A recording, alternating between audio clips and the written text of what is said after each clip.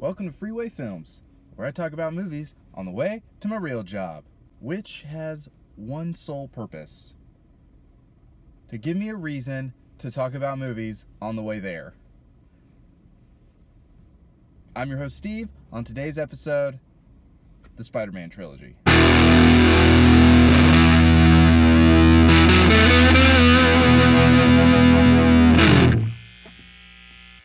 So I'm talking about the Sam Raimi Trilogy, the ones with Tobey Maguire. Do you remember when Tobey Maguire was first cast and we all thought, oh my gosh, what a perfect Peter Parker? But now in hindsight, Tom Holland is way better. And I love the Sam Raimi Trilogy because it did so much justice to the Spider-Man spirit. We got to see him swing from buildings and jump and do acrobats and fall in love with Mary Jane. And who can forget that upside down kiss? I'm upside down. I think that kiss even won some kind of MTV Movie Award or something like that for Best Kiss, something like that. Classic Sam Raimi. And it was the first time we got to see all the villains all of our favorite villains on screen. I mean, granted, there were some problems with Venom and the Hobgoblin and the Sandman, but we got to see them on screen, so that counts for something, sort of. Obviously, the biggest problem with the Sam Raimi trilogy is the third movie.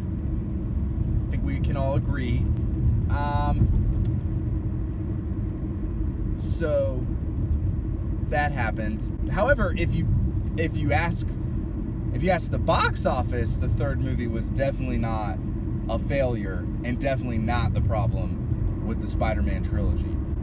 I think if you ask the third movie's box office, it would say, yeah, no, the problem was Sam Raimi for not making a fourth one. Also, the special effects don't really hold up that well. It all feels and looks a little bit 1960s Batman. I mean, I think the only way it could be more campy is if they filmed it in the woods and introduced us to camo Spider-Man. So I was like 12 or 13 or something when the first movie came out, and I did see that one in theaters, but it just didn't hit me the way these newer Marvel movies are hitting me. I haven't missed an MCU movie, but I did miss Spider-Man 2 and 3 in theaters because Spider-Man 1 was it was a movie. And now that I'm older, I appreciate it a little bit more for different reasons. But either way, I didn't see Spider-Man 2 and 3 in theaters. And now that I've rewatched all three, I'm pretty convinced that's not really a bad thing. However, in terms of story and tone and just really getting a handle on the spirit of Spider-Man, I think the three movies are a win, which makes it totally worth seeing. So you should rent it. I mean, probably on Netflix or something, that DVD option, the mail-in option. Or, you know what? It's probably cheap enough now. The movies are old enough now that you could just buy all three for like $20 or something. So you may just want to go that way. I mean, I don't know. Instead of wasting your mail-in on Spider-Man, you may as well just buy it, you know. Anyways, Sam Raimi Spider-Man Trilogy. Have you seen it? Do you like it? Do you hate it? Do you know anything cool about it?